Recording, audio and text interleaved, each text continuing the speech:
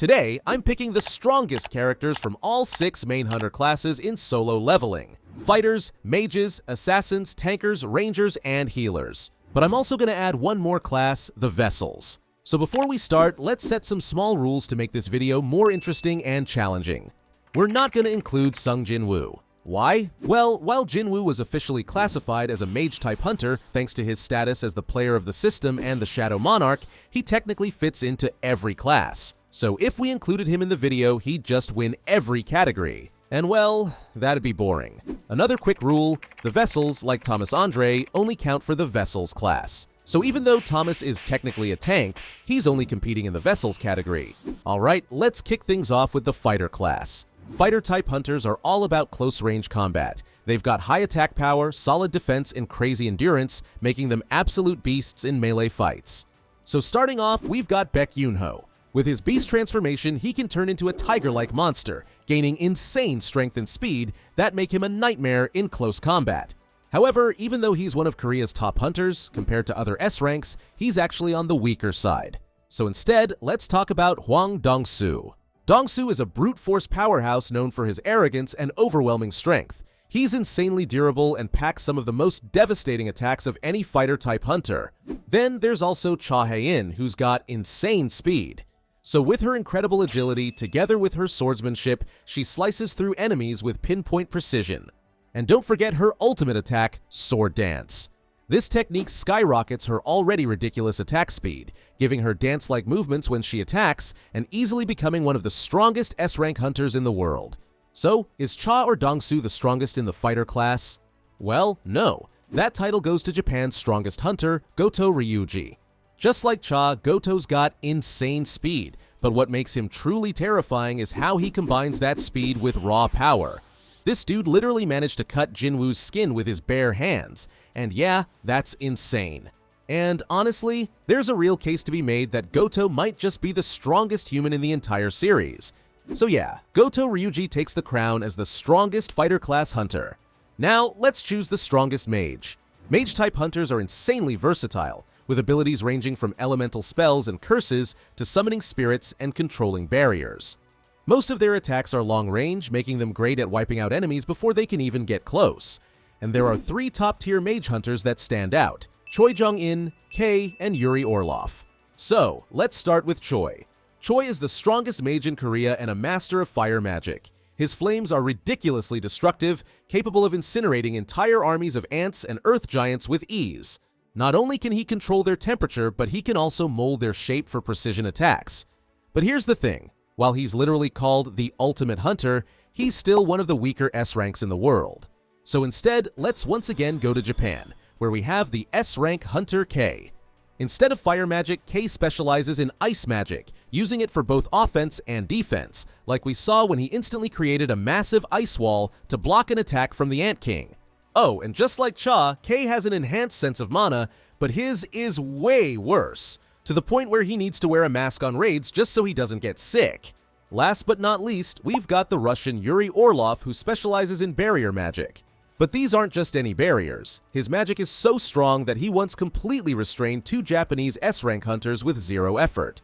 Not only that, but he even created a barrier large enough to completely block off an S-rank gate and make it self-sufficient. So yeah, that's some next-level magic. So is Orlov stronger than Chae? Yeah!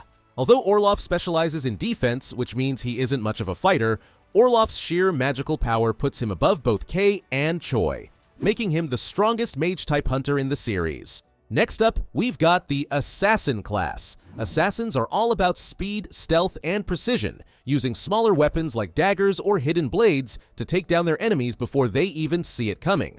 And the first name that probably pops into your head is Kang Tae-shik. And yeah, even though he's only a B-rank hunter, this dude is insanely fast and deadly, especially when he's using his stealth ability, as he can literally disappear and strike from the shadows. But an even deadlier assassin? That would be Ippei Izawa. Izawa is an S-rank hunter from Japan, and I wish I could go on about how broken Izawa is, but we actually never see him fight. So how can I pick him? Well, as he's the only known S-rank assassin, that title alone is actually enough for him to be the strongest.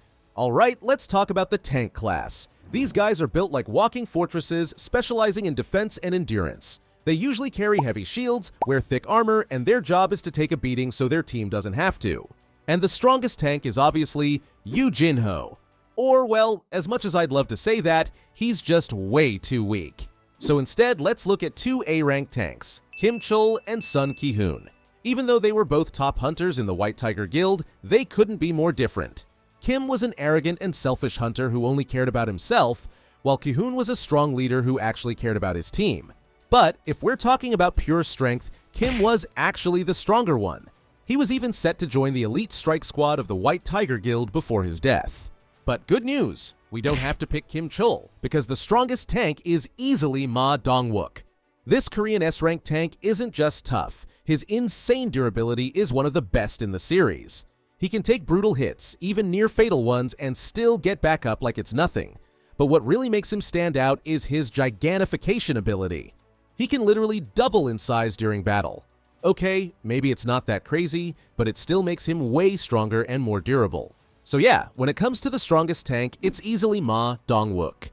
Moving on, let's talk about the Ranger class.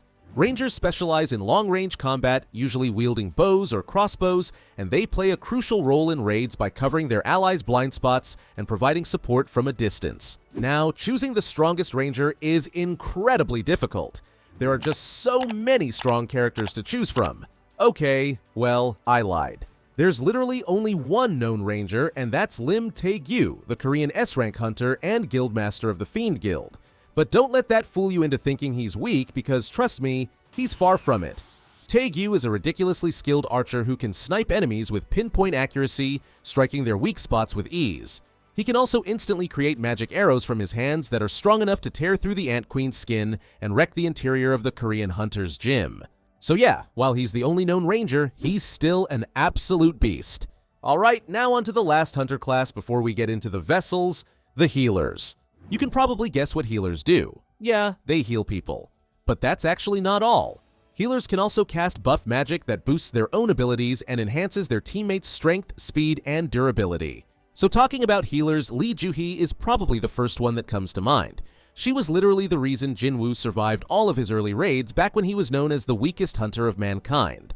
And to be fair, Joo-hee was a pretty strong B-rank healer. We even saw her cast buff magic, like when she gave Jinwoo a haste buff during his fight with Kang Tae-shik. But yeah, let's be real, Joo-hee's nowhere near the strongest. Instead, there are two S-rank healers we need to talk about, Min Byung-gyu and Akari Shimizu. However, since we never saw Akari's healing abilities, and they're both the same rank, I gotta choose Byung-gyu over Akari. We actually saw him work miracles as a healer. He instantly restored both Yoonho and Dong-wook after they got poisoned by the Ant Queen, grew back arms in seconds, and most impressively, he healed Chae back to full health when she was literally on the brink of death. And if you don't think healing Chae is that impressive, well, Jinwoo himself couldn't even heal her with his healing potions. But wait, there's actually still one more person to talk about, the 5th national level hunter. We know there are 5 national level hunters, but while we know nothing about this 5th one, we do know that he's a healer. And considering how absurdly strong the other national level hunters are, there's no doubt he's the strongest healer in the world. But since we literally know nothing about this guy, I gotta go with Min Byung-gyu as the strongest confirmed healer. Alright, we finally made it to the Vessels class. Now, quick reminder, we cannot pick Jinwoo because, well, he'd obviously take the crown without question.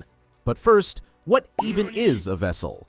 Basically, they're human hunters who act as hosts for the rulers, allowing these insanely powerful beings to partially manifest in the human world.